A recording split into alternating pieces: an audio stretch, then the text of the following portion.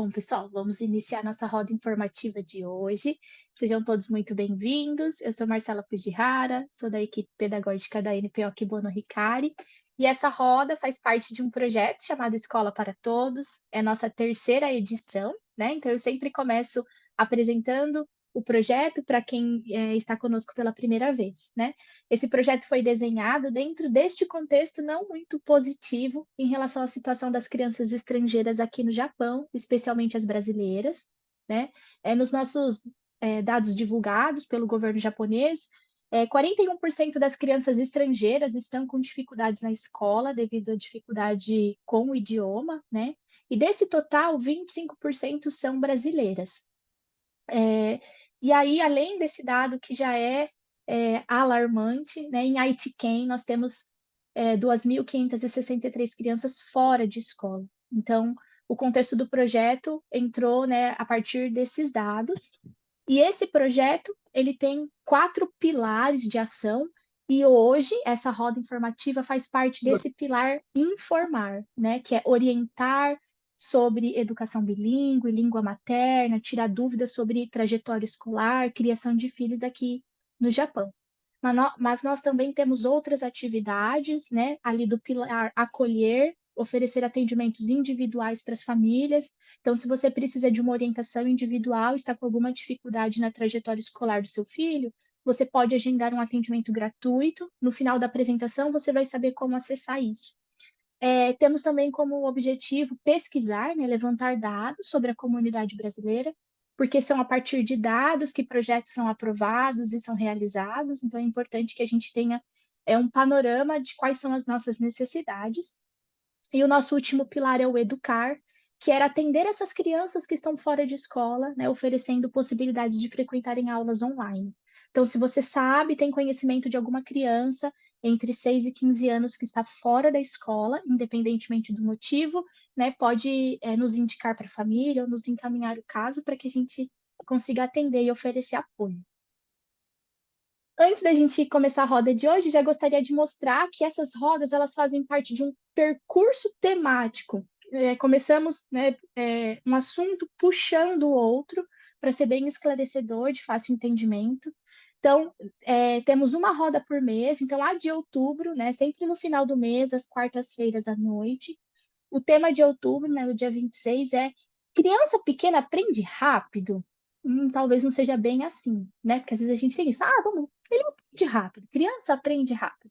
Mas criando filhos fora do país, tem alguns pontos que é importante entender sobre esse processo, e esse é o nosso tema da próxima roda.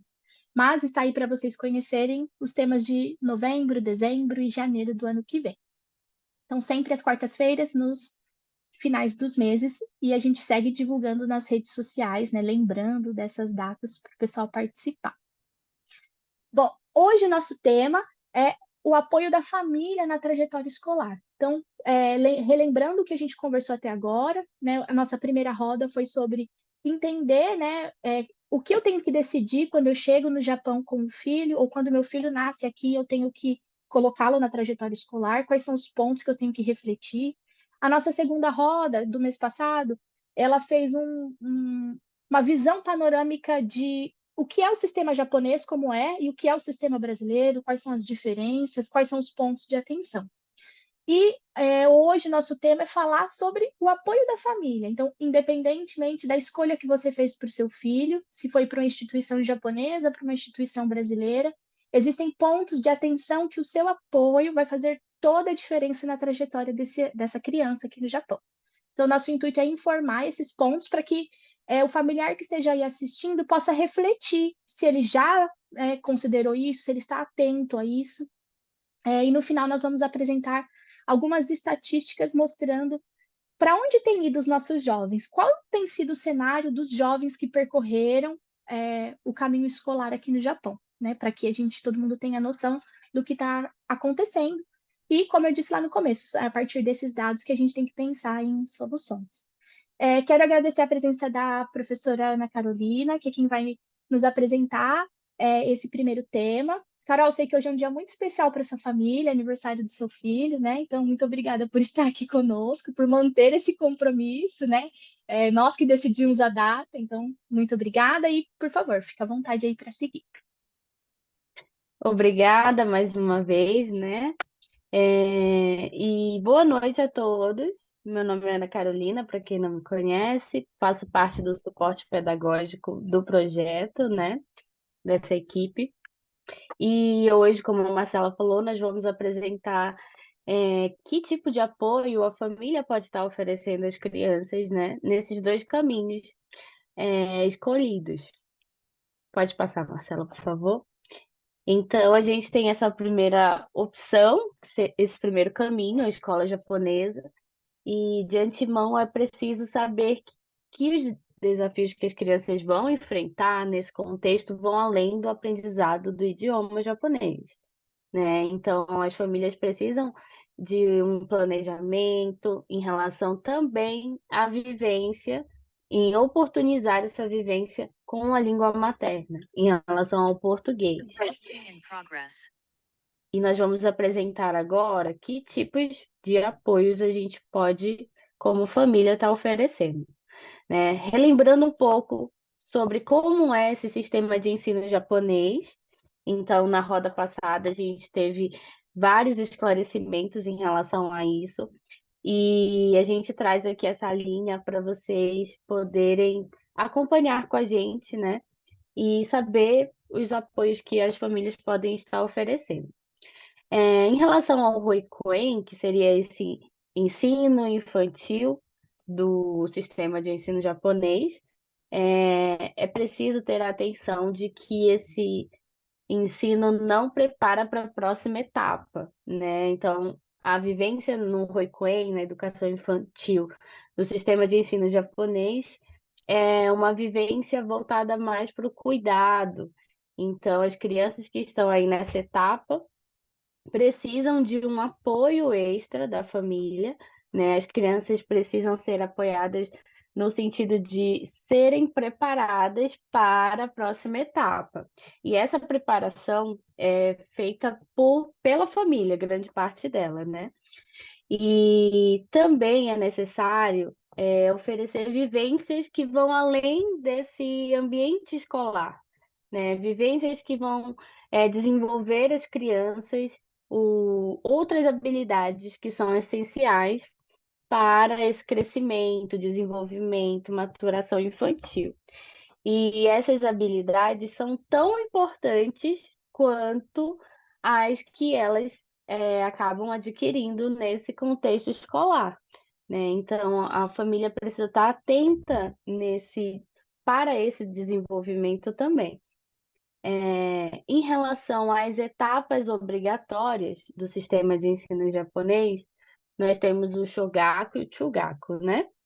No Shogaku, o que a gente chama a atenção seria essa parceria entre pais e filhos, que é importante a gente estar estabelecendo essa parceria a partir de então, né? Observando as ocorrências e dificuldades apresentadas pelas crianças. E faz muito necessário a gente certificar que as crianças estão acompanhando esse conteúdo escolar, porque faz parte do sistema de ensino japonês a não eles não retêm as crianças, né? Então a gente não tem esse feedback avaliativo em relação se está indo bem com notas, se vai conseguir acompanhar para o próximo ano, porque não há essa retenção. Então, as notas, nesse sentido, são apenas para registros futuros, né? Vão ser importantes, né, para as próximas avaliações, no caso, quando for fazer a prova para o coco, né? Quando tiver essa avaliação, mas inicialmente essas notas são apenas para registro, né? Fica guardadinho lá e aí as crianças não vão conseguir assim apresentar esse feedback para os pais em relação a pontuação de início, né? Então, é uma coisa que não vai fazer, não vai ter um peso muito grande nesse início. Mas é importante a gente estar observando porque os desafios eles vão sendo apresentados já de início para as crianças, principalmente para as crianças que não tiveram essa preparação para entrar no Shogaku, né? Que são as crianças que vieram de Roikuen, né? Vieram sem esse preparo, sem essa ajuda, esse apoio da família. E muitas vezes as famílias não sabem que precisam, né, oferecer esse apoio, que precisam complementar o que, no caso, o Roikuen não oferta. Então, a família aqui tem um papel crucial para iniciar essa parceria, né, e buscar contornar esses desafios iniciais que vão sendo apresentados. Carol, posso fazer uma contribuição? Seu Sim, sim. comentário me fez me lembrar alguns relatos que a gente tem atendido, porque geralmente nessa fase, principalmente se a criança está no Japão desde a educação infantil, nessa fase, aparentemente, ela apresenta uma boa proficiência na oralidade em japonês. Então, a criança fala muito bem japonês, os pais estão colhendo esses frutos. Muitas vezes essa criança oferece suporte para a família, sendo tradutor, né, de algumas coisas básicas. Então, os pais têm essa impressão de que o desenvolvimento linguístico está indo muito bem. E sim, está. Mas para habilidades acadêmicas, né, que é quando a gente fala do aprendizado formal, eu sempre dou esse exemplo, é a mesma coisa. Quando eu te explico o que tem que fazer, você entende. Mas quando você lê ali o enunciado da pergunta, até mesmo em português, você fala, o que tem que fazer aqui mesmo? Né? É onde começam a ter essas dificuldades, que é o que a Carol disse, às vezes não chega claro para os pais. O que os pais estão vendo é uma criança que não falava nada de japonês falando super bem. Mas isso não significa, né, de que ela está indo bem academicamente, que ela está conseguindo aprender os conteúdos, internalizar, e isso pode ir virando só um acúmulo, né, que vai ficar cada vez mais Exatamente. gritante, né? Exatamente. E pela questão de não ter a retenção, então ela vai passando ano a ano e essas dificuldades vão crescendo, né? Por isso que é preciso a gente estar ali se certificando de que a criança está acompanhando o conteúdo, né? Está acompanhando o que está sendo cercado a ela em relação à sala de aula. E o português, como língua de herança, que é o PLH, nesse caso, precisa ser apoiado, né? Precisa ser inserido no contexto da criança como uma questão de manutenção.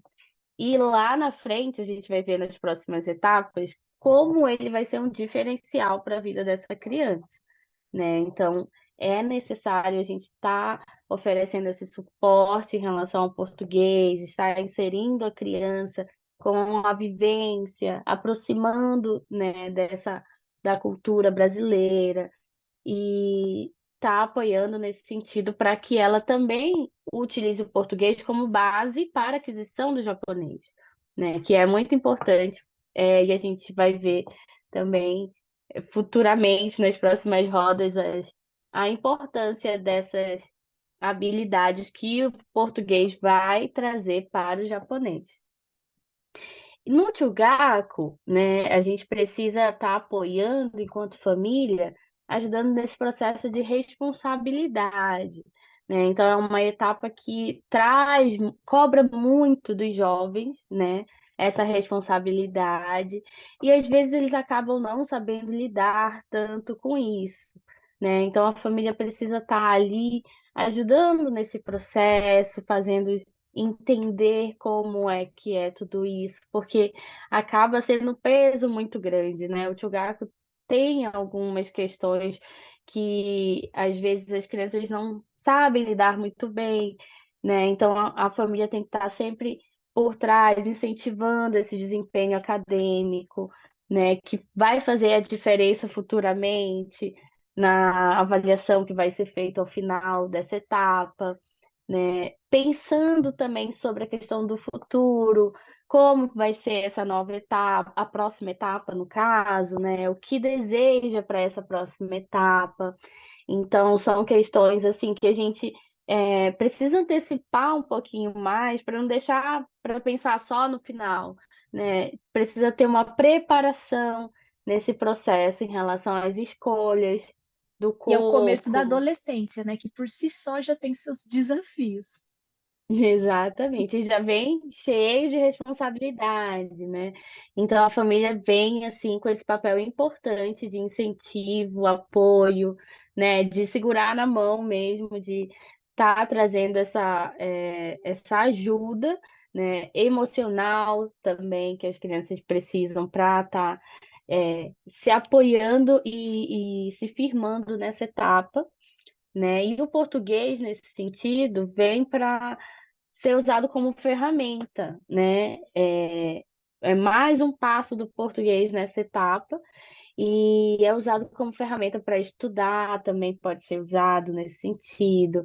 Então, se a gente apoia o português lá atrás, ele vai ser utilizado como algo a mais nessa etapa, né? É algo que vai ajudar a criança a entender situações, conteúdos que às vezes no japonês ainda não consegue, né? Então, a gente pode estar utilizando vídeos em português, né? Pode estar utilizando leituras.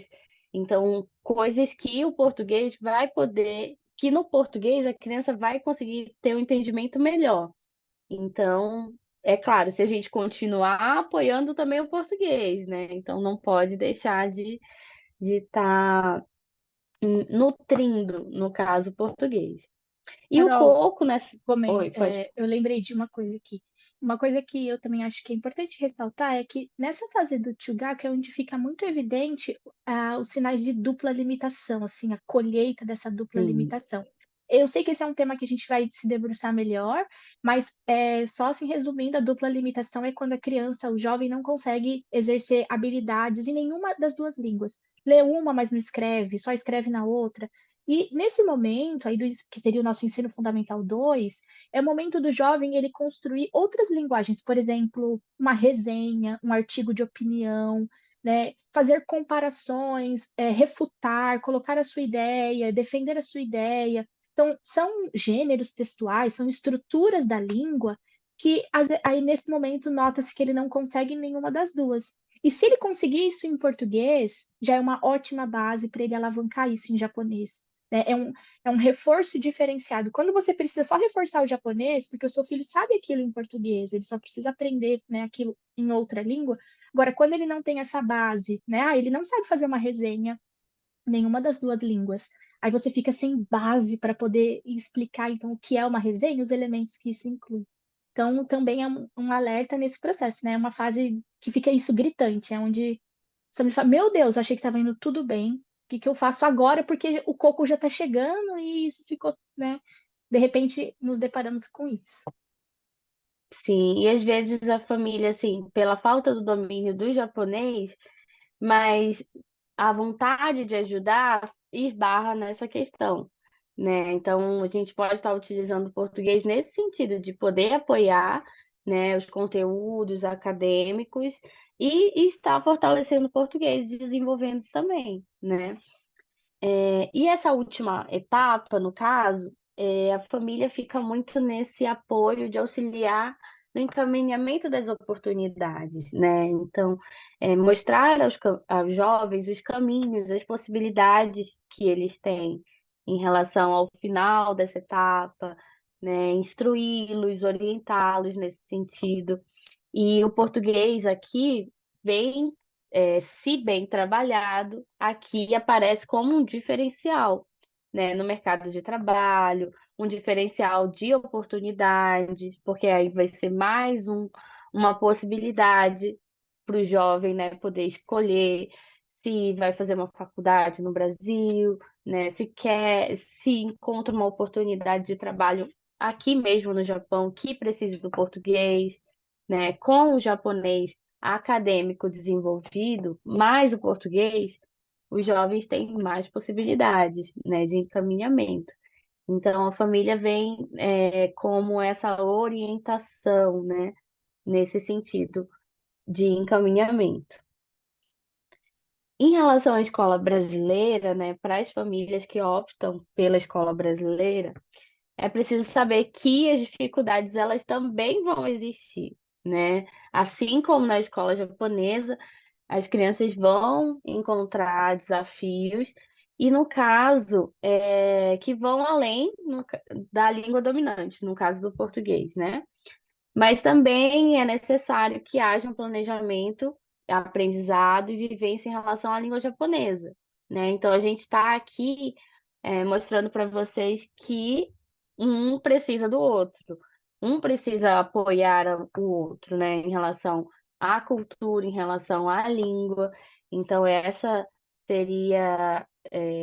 esse seria o ponto que a gente acredita, que a gente quer mostrar a diferença, né, de oportunidades, de apoio em relação a esse contexto.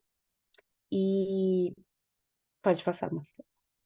Em relação ao sistema de ensino brasileiro, a gente sabe que tem assim algumas diferenças, né, em relação às escolas, mesmo sendo um sistema de ensino brasileiro, funciona de uma forma diferente aqui, né? Tem algumas características peculiares. Então, o que eu vou apresentar aqui seria o que a gente, enquanto família, pode estar oferecendo de apoio, né? Mas, basicamente, o sistema de ensino brasileiro tem todas as etapas obrigatórias, e a gente inicia na educação infantil tendo aquela mesma atenção, precisando ter a mesma atenção em estar oferecendo às crianças vivências diferenciadas para que elas possam desenvolver habilidades importantes, né? Estarem adquirindo essas habilidades também fora da escola. Então, a família serve como reforço, né? A família apoia essas habilidades que vão sendo desenvolvidas. E a gente tem um post da NPO que dá várias dicas de atividades, de como as famílias podem estar desenvolvendo com as crianças em casa, né? E essas atividades desenvolvem muitas habilidades importantes e cria algo que é bem mais importante, que é o vínculo, né? Família, criança. E esse vínculo ele vai apoiar todas essas etapas, ele vai estar fortalecendo todas essas etapas, né? E ajudando as crianças a superar esses desafios que vão perpassando por cada um desses níveis. No ensino fundamental, nos anos iniciais, que é o equivalente ao Shogaku, né? É preciso acompanhar o calendário de avaliação. Então, na escola brasileira, as crianças fazem avaliações bimestralmente, né? E diferente da escola japonesa, há, dependendo da escola, elas são, ao final do bimestre, elas fazem avaliação, né? Algumas escolas entregam um boletim avaliativo, que tem o registro da nota, tem período de avaliação, então é necessário fazer esse acompanhamento do calendário de avaliação para poder a família estar ciente e estar apoiando as crianças também, né?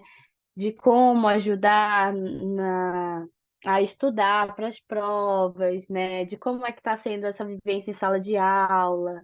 Então, na escola brasileira isso é um pouco mais intenso, né? E precisa estar bem próximo, as famílias precisam estar mais próximas nesse sentido, né? Observando as dificuldades para poder estar contornando os desafios. E também não é diferente aqui. Precisa certificar de que a criança está acompanhando esse conteúdo, né? E aqui, no caso, a gente tem o favorecimento da comunicação, né? De conseguir conversar com os professores. Então, sempre estar acompanhando e participando das reuniões pedagógicas. Isso é bem importante, faz bastante diferença. E no caso, aqui a gente já precisa da manutenção do japonês, né? Então a gente precisa trazer essa criança também a vivenciar o japonês. Então, lá no final, a Marcela vai apresentar, né, algumas sugestões de uma lista que a gente pode estar observando do que a criança, do que a gente está ou não oferecendo para as crianças, né? em relação ao português e ao japonês. Então, é muito importante a gente estar se atentando a isso também em relação ao japonês, porque a gente acaba deixando passar, né? E focando apenas em um contexto. No ensino fundamental, nos anos finais, que é referente ao Chugaku, a ajuda da família, o apoio da família está também nessa questão da responsabilidade de ajudar nesse processo, né? Também de incentivo ao desempenho acadêmico, de estar orientando para a próxima fase. Então, assim, é bem semelhante nesse sentido, e é uma etapa fundamental também para a gente estar criando vínculo com as crianças, com os jovens nesse caso, né? Com os adolescentes, para que eles possam já irem entendendo as mudanças que vão acontecer para o próximo nível, né?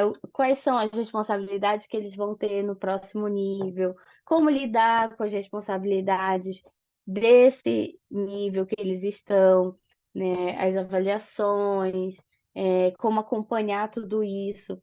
Então, é algo que a gente precisa estar também bem próximo. E Carol, eu no lembrei caso, de um detalhe aqui, que seria, esses apoios, eles são bem importantes, pensando numa criança ali, ó, que começa a educação infantil e vai seguindo tudo no sistema brasileiro, ou sim, começa e vai seguindo tudo no japonês. Mas não é isso que acontece muito na prática. As crianças, elas permeiam os dois sistemas. Começa a creche na japonesa, vai na primeira série na brasileira, depois vai para a japonesa, depois volta para a brasileira. Quando isso acontece, todos esses apoios eles se tornam muito mais urgentes, necessários. E talvez você que esteja ouvindo essas orientações, esteja com o filho nesse processo de meu filho acabou de voltar para a escola japonesa, como que eu acompanho o conteúdo, né? Se você tiver problemas específicos, depois você pode agendar um atendimento para a gente te ajudar nessas orientações. Porque nesses casos, da criança que permeia ou passou pelos dois sistemas, todo esse apoio da família é ainda mais necessário, né, para que ele consiga concluir a sua jornada de estudos e tenha ali opções de carreira, de futuro, né? isso, no caso aqui é para um aluno regular, né? Como a Marcela falou, que consegue acompanhar todas as etapas que iniciou e vai seguindo. Mas como ela mesma disse, não é isso que acontece na maioria das vezes. Então acaba que todos esses apoios se encontram em uma etapa só, né? E a família acaba tendo uma demanda maior de suporte, precisando dar um suporte maior. E são apoios que a gente mostra, apresenta, que fazem a diferença completa na vida escolar da criança, né? E não só na vida escolar, mas no desenvolvimento pessoal também, né? Da criança, porque é isso que vai fazer a diferença para o desenvolvimento acadêmico. Então, o externo vai interferir muito nesse escolar, né? O desenvolvimento escolar precisa de ter essas atenções que a gente está mostrando aqui. E principalmente também, sem esquecer do japonês, que é o que a gente está mostrando. No caso, quem escolhe o sistema de ensino japonês não pode esquecer do português. Quem escolhe o sistema de ensino brasileiro não pode esquecer do japonês. E aqui o japonês funciona como uma ferramenta de expansão, né, de horizontes, de possibilidades, né? A gente precisa cercar as crianças de possibilidades. E o japonês aqui faz parte do nosso contexto local. Então, é algo necessário, além de possibilidade, de expansão, é uma necessidade, né, de vivência, de sobrevivência, de comunicação, de interação. Então, a criança vai se sentir muito mais segura, né, se ela tem também esse apoio, se ela entende o contexto ao redor, né, e consegue também se locomover nesses dois contextos, né? Consegue tanto no japonês quanto no português, consegue desenvolver bem. No caso do ensino médio, a gente tem também que apoiá-los nesse sentido de encaminhar as oportunidades. A gente sabe que ao final do ensino médio tem a prova, né, o exame nacional, que vai aí definir o futuro de quem presta, né, essa prova e para quem opta por ela. Mas a gente tem também os jovens que finalizam o ensino médio e tem outros horizontes, né? Então, a família está ali para ajudar a definir isso, ajudar também no apoio, né, moral, no apoio financeiro. Muitas vezes a família ainda está ali como base maior disso, né? A gente sabe também que muitos jovens aqui já começam também a trabalhar, então é preciso aí a família, junto com o jovem, entrar em um acordo, né? Saber o que que vai pesar mais nessa fase, o que é mais importante para o jovem. Então, aqui é uma etapa crucial, né? Que às vezes muitos jovens também acabam deixando de estudar porque o trabalho se torna algo maior, né? Então, é algo que precisa ser pensado, né? A longo prazo, precisa ser definido também com calma. E a gente, lá na primeira roda, quando falou de definição de rota, né, a gente quer justamente, a gente visa esse final. Então, as estratégias que a gente utiliza no início é justamente para que a gente possa colher um resultado, que a gente possa estar encaminhando bem essa criança, esse jovem para esse final, né, para que aconteça de acordo com o que a criança, o jovem espera, ou que seja o mínimo de que eles passem sem muitos transtornos por cada fase, né? E a gente sabe que aqui é um pouco mais difícil, como a Marcela falou, tem muita gente que faz uma etapa num sistema, faz a outra etapa em outro sistema, então acaba ficando um pouco bagunçado essa trajetória escolar, né? Então é preciso, parece que aqui o tempo todo a gente está recalculando a rota, né? Então essas estratégias precisam ser aqui pensadas juntas, né? Jovem e família.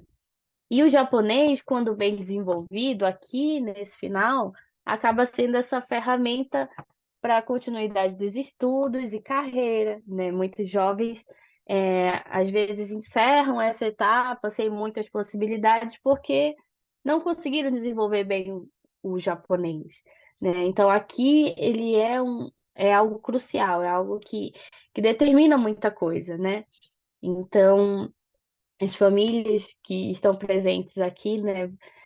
A gente gostaria de chamar a atenção para esses apoios e dizer que, mesmo nesse contexto de mudanças contínuas, é possível, né, a gente estar se apoiando e apoiando as crianças, os jovens, e dizer que esse trabalho, esse projeto, ele tem justamente esse objetivo e é um objetivo muito maior, porque, como vocês vão ver na sequência, são caminhos que levam a um futuro, e a gente espera que esse futuro seja estudando, que esse futuro seja de possibilidades, né, para que as crianças realmente possam sonhar mais, e a gente está aqui apoiando cada vez mais, né? Carol, muito obrigada. Realmente, né? A gente quer que os nossos filhos tenham pelo menos escolhas, né? Que os nossos jovens possam ter escolhas. Complementando a sua apresentação, eu coloquei aqui que existem apoios extraescolares também, né? Além desses que você citou, eu coloquei dois principais, assim, principalmente no nosso contexto, diante da bagagem que a gente tem tido no contato com as famílias, que o primeiro é o fortalecimento da identidade e autoestima, né? Talvez se você tem um filho pré-adolescente aí, você possa estar passando por essas situações no qual o jovem se questiona porque ele não se sente brasileiro, e ele não se sente, ele não é um japonês, mesmo que ele nasceu aqui. Então, essas crises de identidade, elas são muito comuns. E, como a Carol colocou, o externo afeta muito o escolar, né? Ele está vivendo essa fase. Então, é importante que isso aconteça desde a primeira infância, não que nunca seja tarde para iniciar, mas um trabalho feito ali desde o começo, ele é menos penoso e trabalhoso e mais frutífero, né? Então, ser modelo de uma autoestima saudável, né? Como está a sua autoestima em casa? O que você tem falado? Você é o modelo dos seus filhos, né? Como você tem celebrado as conquistas do seu filho? Como você tem apoiado ele emocionalmente, oferecido espaço ali para ele se expressar, né? Essa fase, principalmente da pré-adolescência, adolescência, é a mais difícil mesmo, né? E o fator da língua, né, se não bem trabalhado, pode ser o fator que gera a desconexão da família, né? Quando a criança e a família não conseguem mais se comunicar, porque os pais só falam português e a criança não sabe, não consegue mais entender o português, né? Outro ponto que pode parecer bobo, mas é que faz muita diferença, é a presença, né. Eu escutei essa semana de uma mãe algo que me impactou muito, né, ela disse: "Ah, ele ficava bem, né, ele não reclamava, ele não dava trabalho, ele ficava bem ali em casa sozinho, né, então fui aproveitando e fazendo outras coisas, né, fui trabalhar um pouco mais, fui", né, e aí culminou num problema grande depois que ela falou: poderia estar mais próxima, né, nesse período". Então, eu coloquei algumas dicas assim muito simples, como eleja um momento da sua rotina sem distração para o contato familiar, né? Vai ser o horário do jantar, que a gente não vai mexer no celular, a gente vai fazer algumas perguntas ali sobre o dia. Eu escuto muito assim, ah, mas ele não fala. Mas acho que é nosso papel como pai, mãe, responsável de não desistir de estabelecer essa comunicação, né? De insistir e tentar outras formas. Escutar ativamente, fazer pergunta, demonstrar interesse sobre aquele assunto que teu filho gosta, né. E aí é nesses momentos de conexão que a gente vai educar, né, dar orientações. Então, são 2 pontos que para as nossas crianças nipo-brasileiras são muito necessários e importantes, principalmente porque a gente vive rotinas de trabalhos exaustivos, de muitas horas, de turnos alternados, né. É uma configuração das famílias brasileiras aqui no Japão e a gente precisa conseguir encaixar isso, né, dentro dessa rotina, né, pelo bem das crianças dos nossos filhos. E um outro ponto que é Marcela, um apoio. Oi, pode dizer, Carol. só para contribuir assim em relação a isso, como estou no ambiente escolar, eu acho que uma dica preciosa para as famílias seria ser sensível aos sinais. Então, as crianças dão muitos sinais e às vezes a gente não está assim tão sensível para perceber esses sinais que vão sendo mostrados aos poucos, né, em cada fase, e numa fala, né, em uma carência. Então, elas mostram isso. Então, que a gente possa tentar ser mais ouvinte nesse sentido e perceber esses sinais, né? Porque nenhuma criança simplesmente se isola do mundo, por exemplo, de um dia para a noite. Hoje ele é comunicativo, amanhã ele se isola. É sempre um processo sutil, né? É discreto, que vai se agravando, né? Então, eu entendo a questão de rotina, corrida, dessa vida, né, intensa, frenética que a gente vive aqui no Japão. Mas aquele ser tão amado que a gente colocou no mundo é nossa responsabilidade, né? Então, a gente precisa estar a par. E também, tudo bem você precisar de ajuda, né? Você está criando um filho fora do teu país. Olha aqui, né? Eu imagino o tanto de obstáculo que cada uma das famílias que cria e criou filhos aqui já enfrentou, né? Uns que eu enfrento, outros que eu talvez nem conseguiria, né? Então, tudo bem precisar de ajuda, né? Basta pedir, ir atrás dessa ajuda, porque isso vai fazer diferença. E o outro ponto é se informar. Sabe por quê? Talvez você vai se deparar com professores que não estão prontos para lidar com um aluno multicultural, um aluno diferente do tradicional. Talvez você que tenha que brigar por certos direitos do seu filho, né? Então, é importante você estar informado, para quando um professor te dizer: "Mãe, pai, por favor, para de falar português com ele, porque vai confundir", para que você esteja pronto para dar essa resposta. Então, isso é somente você que vai conseguir fazer, se informar. E o nosso trabalho aqui é te conectar com serviços, com informações. Onde você encontra essas informações? Uma sugestão, por exemplo, essa sugestão está até lá na página do consulado, na guia de educação. Esse guia para famílias brasileiras e professores brasileiros aqui no Japão foi um projeto muito grande para entregar esse site, né, que tem informações riquíssimas, científicas, validadas, né? Como vocês podem ver, a nossa comunicação aqui nunca é em estabelecer isso é certo, isso é errado. Não, é te mostrar caminhos, possibilidades, né? Visando sempre aquele ideal perfeito, né? Que é uma criança bilíngue nas duas línguas. Então, por meio desse guia, você consegue se informar ali, ó, tem a parte, os pais, qual é o seu papel, como você pode estimular, quais são os suportes, o que é importante se atentar, né? Tem um vídeo, uma videoaula sobre planejamento linguístico, é um material muito interessante. E aí, eu coloquei essa imagem de quem teve na primeira roda, se lembra, né? A gente começou com essa imagem, mostrando que o caminho da escola brasileira e o caminho da escola japonesa tem os seus obstáculos. Cada um, né, é específico de si, mas tem obstáculos. Cabe a nós, família, construir esse caminho do meio ou construir um caminho forte para conseguir superar esses obstáculos de acordo com o que a gente escolheu. Então, a minha pergunta para você refletir é: como anda o desenvolvimento do seu filho nessas ambas línguas? Porque uma coisa, né, que a gente ficou muito claro, já construído com as outras rodas, não tem como você negar o fato do seu filho ser bilíngue. Você também é. Talvez não no nível que você gostaria. Eu ainda não sou bilíngue no nível que eu gostaria. Mas quer eu queira ou não, eu estou num contexto bilíngue. Eu estou fora do meu país, eu lido, né, em menor ou maior grau com o japonês. Então, estamos em contextos bilíngues, o seu filho está. Não tem como você simplesmente decidir que não, ele não está. E ele vai aprender uma língua só.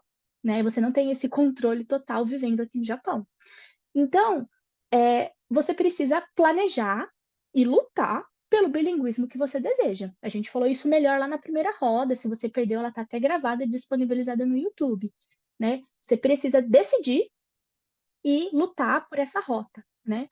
E aí, pensando nisso, a gente trouxe um checklist que depois vai ser enviado por e-mail para todos os inscritos, para que você reflita, né, sobre essa complementação linguística. Então, cada vez mais fica evidente que a gente precisa sempre estar atento no desenvolvimento das duas línguas. Qual que eu preciso fazer mais input? Eu preciso colocar meu filho num reforço do quê? Né? Então, esse checklist, ele serve para que você vá marcando se o seu filho consegue fazer aquilo em português, em japonês ou nas duas, e talvez, se tiver habilidades que ele não consiga em nenhuma das línguas, já também é um ponto de atenção, né? Para um tema que a gente vai falar no próximo mês, que é a dupla limitação. Então, por exemplo, aqui para a lista a partir dos 6 anos, né? Seu filho consegue expressar pensamentos e sentimentos, pelo menos na língua materna, em português, ótimo. Ele compreende histórias, ele escreve com segurança, de acordo com o nível de alfabetização que ele está vivendo, ele entende bem conversas, ele consegue responder. Pode parecer muito bobo se o seu filho tem um desenvolvimento bom em uma língua, mas é, é aí que começam os primeiros sinais desses buracos, né, da dupla limitação. Então, esse checklist nós vamos enviar para que vocês façam essa atividade de reflexão. Inclusive, tem um espaço ali embaixo para você anotar. Preciso de ajuda como fazer isso, né? Preciso de ajuda como fazer aquilo. Para que você possa, depois de responder, ter essa noção do que, qual língua está mais dominante, se tem algum buraco ali que ele não consegue fazer em nenhuma língua. Então, é algo que você pode ir observando durante uma semana e respondendo, né, aos poucos para a própria reflexão.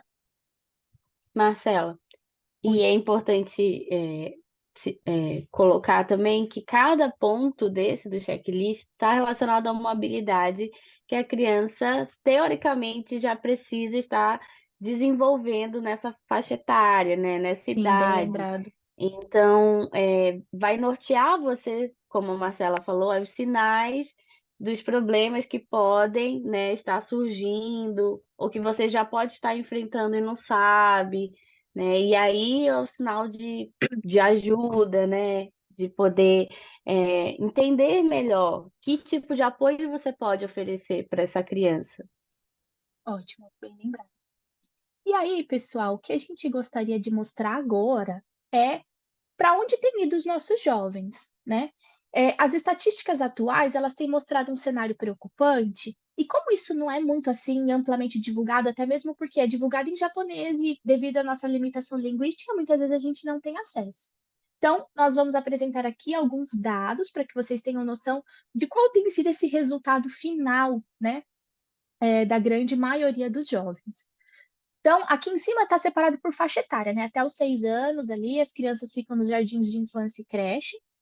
E aqui a gente não tem números, porque não cabe nessa etapa, né, esse processo.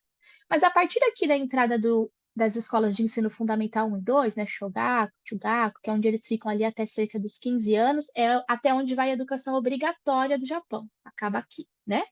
Então, nessa etapa, por exemplo, a gente tem um dado nacional, né, de que em todo o país a gente tem mais de 10 mil crianças brasileiras que estão com dificuldade na língua japonesa. E aí, o que isso significa? Se você não, se a criança está com dificuldade nessa língua, ela não consegue acessar o conhecimento, né? Porque como que eu vou aprender história, estudos sociais, ciências, se eu não consigo me desenvolver na língua, né? E aí, somente em Aitken, né, temos 4 mil dessas crianças com dificuldade de acessar o conhecimento, de construir conhecimento, por não ter ali o domínio ainda do japonês. E aí, nessa etapa também, a gente tem uma situação que não há números, mas ela existe na prática, que são os ausentes da escola. Eles são matriculados na escola japonesa, na escola brasileira, geralmente na japonesa, mas eles não têm frequência, né? Eles vão uma vez no mês, e aí eles saem da estatística, eles estão como matriculados, então talvez esse número ele seja muito maior, né?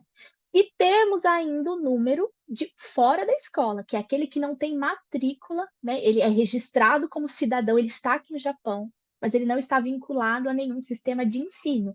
E aí nós temos cerca de 10 mil crianças estrangeiras nessa situação, e somente em Haiti concentrada 2 mil crianças, né? Então, imaginamos que esse número seja muito maior devido ao item que eu expliquei anteriormente, mas ainda assim já é uma quantidade expressiva. E isso a gente está falando ali do ensino fundamental 1 e 2. Aqui no Japão, eu imagino que não seja uma novidade, mas é sempre bom lembrar, o ensino médio ele não está na educação obrigatória. Então, precisa passar, precisa fazer um vestibular, uma prova, um processo seletivo para ir ao ensino médio. Então, tem muitas crianças que não vão. E aí, a taxa de ingresso das crianças estrangeiras já vai para 70%. Né? A gente tem aí 30% ficou de fora dos estrangeiros. Isso, na sociedade japonesa, para os japoneses, é uma taxa muito alta. Os japoneses é cerca de 98, 99% que vão para o ensino médio. Já os estrangeiros, essa taxa já é bem diferente, né? A gente tem aí 70%. Aos de nacionalidade brasileira, essa taxa já é um pouco menor, né? Cerca de 60% ingressam no ensino médio, né? Saíram ali do Chugaku e vão para o ensino médio. Então, é um dado já alarmante. Desses que conseguem ingressar, a gente já tem uma taxa de evasão que acho que é 5, 6 vezes maior que a dos japoneses, que é de 9,6%. Quase 10% desistem no meio do caminho, não conseguem concluir. Então, a gente vê que os nossos jovens, eles enfrentam barreiras muito maiores, né, que os japoneses não. Né? Então, as taxas de acesso vão ficando cada vez mais complicadas. No nível superior, então, isso fica muito mais gritante, né? Temos 40% da taxa das pessoas que entraram ali na faculdade, 40% eram estrangeiros, estrangeiros de diversas nacionalidades. Desses, 14 só são brasileiros. Olha a quantidade de jovens brasileiros que a gente tem nesse país, para que eu tenha 14 apenas acessando essa etapa. Né? Então, é um número muito pequeno e preocupante. E quando a gente compara outras coisas, por exemplo, esse gráfico aqui, ele traz a porcentagem de matrícula de jovens de 16 e 17 anos, estrangeiros. Então, os americanos, coreanos, chineses, filipinos, vietnamitas, nós estamos aqui, ó, brasileiros e peruanos. Nós somos o que temos mais jovens fora da escola aos 17 anos. Veja só, nossa taxa de matrícula dos jovens de 17 anos é a menor entre essas nacionalidades. Então, o que está acontecendo? Onde estão esses jovens? Né? O porquê que a gente não tem conseguido colocá-los, deixá-los, né, na escola? E esse dado ele faz sentido com outras demandas. Por exemplo, os jovens estrangeiros, né, 40% deles que vão conseguir um trabalho são trabalhos não regulares ou temporários, né? Já entre os japoneses, então olha só, de 10 estrangeiros, 4 estão nessas condições, né? Não é um trabalho que traz estabilidade para ele construir um futuro. Já entre os japoneses, essa taxa é só de 4%, né? Entre 10 japoneses, não é nenhum que está nessa situação. E temos ainda uma faixa etária, você fala, mas pelo menos esses estão trabalhando. Mas a gente tem 18% dos que conseguem concluir, então a gente já viu que são poucos que chegam no ensino médio e conseguem concluir. Desses que conseguem concluir, 18% não continuam seus estudos e também não encontram empregos. Então, são jovens que estão realmente sem rumo, não seguiram com os estudos, não estão trabalhando, né? O que será do futuro desse jovem? E veja que entre os japoneses essa taxa é de 6%, bem diferente. E para mim, uma das que mais me chocou, né, é saber que dos jovens estrangeiros que estão em reformatórios, né, que está em reformatório quem está ali também, idade escolar, né, 32% são brasileiros, né, então muitos dos nossos estão em reformatórios. E quando, em uma pesquisa em que eles tiveram que preencher um questionário dizendo como tinha sido a educação deles, como foi a educação que você recebeu dos seus pais? Ah, foi autoritária, ah, foi muito presente. 45% se declarou como uma educação largada, né? Então, assim, eles se autodeclararam, eu tive uma educação largada. Então, é uma alta porcentagem, né, que vai fazendo sentido. Veja que vai ficando muitos obstáculos, o jovem não consegue superar, a família não encontra ferramentas para ajudá-lo e eles vão ficando para trás, para trás, para trás, a criminalidade aumenta ou eles ficam simplesmente sem rumo, né? Numa atual situação no qual a maioria das famílias tem escolhido ficar no Japão, permanecer no Japão, né? Ou até mesmo aquelas que escolhem retornar ao Brasil, o jovem não tem ferramentas ou estudo necessário para isso. Então são dados muito chocantes que nos pensam, né? E aí? Eu sei que o sistema japonês tem várias coisas que precisa melhorar, o sistema escolar brasileiro também, né? A gente trabalha muito nesse viés também, né? Solicitando verbas, né? Pedindo aprovações, mas também o papel da família é muito importante nesse resultado todo, né? Esse começo ali, desde pequeno, é muito importante, principalmente para um jovem que está fora do país. E aí, quando a gente postou esses dados nas nossas redes sociais recentemente, a gente teve várias respostas, né? Muitos emojis de susto, porque realmente é um dado que você fala, meu Deus, né? Não acredito que. Não quero isso para o meu filho. Eu pensei isso. Minhas filhas são pequenas, tem 2 anos a mais velha. Mas eu não quero que ela chegue aqui. Eu não quero que ela seja esses 18% que não continuou e não encontrou emprego. Então, é um alarme mesmo para a gente falar, preciso fazer alguma coisa para que meu filho não chegue nessas estatísticas aí, né? E aí teve uma mensagem que eu recebi na página da NPO que eu trouxe aqui para a gente refletir, porque ela meio que mexeu comigo num sentido, né? A pessoa diz assim, ó, a família tem papel essencial nesse processo. Muitos jovens querem estudar, mas não têm apoio dos pais. Na verdade, pai e mãe aqui acabam abortando os próprios sonhos e nem deixam dos filhos aflorarem. É uma espécie de frustração herdada. No Brasil e em outros países, é necessário estudar para ser alguém, né, entre aspas. Aqui, basta ter boa saúde, ser operário e o dinheiro vem. É triste, sou testemunha de muitos casos, vários deles ex-colegas de minhas filhas. Quando eu vi essa frustração herdada, né, fiquei pensando, eu acho que é uma reflexão boa para a gente trazer no seguinte sentido: você tem sonhado? Seus filhos têm visto você sonhar? Você tem sonhado pelos seus filhos? Né? Tem um documentário muito impactante que chama Nunca Me Sonharam, né, em que os jovens contam: meus pais nunca acreditaram que eu ia ser alguma coisa. Como eu acredito em mim porque alguém acreditou primeiro, né? Como tem sido esse processo aí na sua casa com o seu jovem ou com a sua criança, né? A gente começa a ensiná-los a sonhar e, claro, tirar os sonhos do papel também, né? Mas sonhar é muito importante. E eu sei que a gente vive situações muito duras aqui no Japão, né, em relação ao trabalho, né, trabalhos pesados, para manutenção, sustento da família, mas a gente precisa exatamente quebrar esse ciclo, né? Oferecer oportunidades para que a gente tenha representantes nossos na sociedade, brasileiros trabalhando em diversos setores e podendo lutar pelos nossos, né? É assim que a gente consegue construir uma sociedade com mais equidade. E eu sei que pode parecer, eu consigo isso sozinha? Não é assim, né? A gente precisa de várias demandas, mas o apoio da família é somente a família que consegue fazer, né? Ninguém vai conseguir fazer por você. Isso que você precisa olhar e reconhecer no seu filho. Então, se você precisa de algum suporte, né, está passando por algum problema, alguma dificuldade na trajetória escolar do seu filho, não importa de qual etapa escolar ele está, nós temos um atendimento individual, né? Você pode, por meio desse QR Code, ou pode pedir o link nas nossas redes sociais. Você pode marcar um horário para você, para que a gente possa ouvir a sua situação e te conectar com possíveis soluções.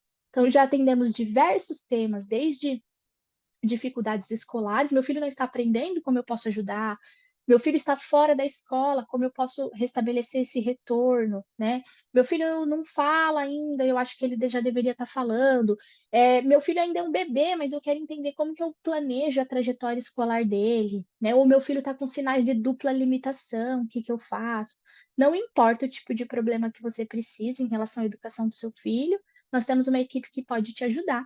Então, é gratuito, basta que você reserve um horário na agenda virtual, né? E se precisar de ajuda, pode nos chamar na rede social também. E outro ponto muito importante é a avaliação de todas as atividades que a gente faz, né? Aos inscritos, vocês receberão no e-mail junto com o PDF esse link. Toda atividade é muito importante ser avaliada, né, para prestação de contas das nossas atividades, mas também para a gente entender melhor as demandas da nossa comunidade. Então, o que você achou, o que você gostaria de saber mais, né? Você pode sim agendar um atendimento, mas você também pode registrar isso lá na avaliação, que é um dado muito importante para a gente continuar o nosso trabalho. Estamos aqui abertos a perguntas, se alguém quiser registrar alguma pergunta. E obrigada pelo tempo de todo mundo, né? Porque estar aqui, assistir esse vídeo, já é uma demonstração e tanto de preocupação do quanto você está empenhado na educação dos seus filhos, do quanto você quer corrigir aquilo que talvez você aprendeu que não estava fazendo da melhor forma, né? Nunca é tarde, sempre é possível. E tudo bem precisar de ajuda, né? Vou até deixar aqui o QR Code de novo do horário de atendimento individual, para que você que esteja vendo esse vídeo ao vivo ou esse vídeo gravado, né, faça o seu agendamento. Carol, obrigada de novo pela sua disponibilidade de estar aqui com a gente. E a gente se vê no mês que vem, outubro, dia 26, né, para falar sobre dupla limitação. E a gente vai ter também a Simone, né, que é a psicóloga da nossa equipe, nos ajudando a entender que não é bem assim que a criança simplesmente aprende rápido. Ela vai trazer algumas informações importantes para a gente. Obrigada. Obri- Obrigada, meninas, mães. Bom descanso. Qualquer coisa, estamos aí para vocês, tá? Até mais. Obrigada. Mais. Obrigada, Obrigada, Jane, por ter vindo. Boa recuperação adorei. para você, viu? Obrigada.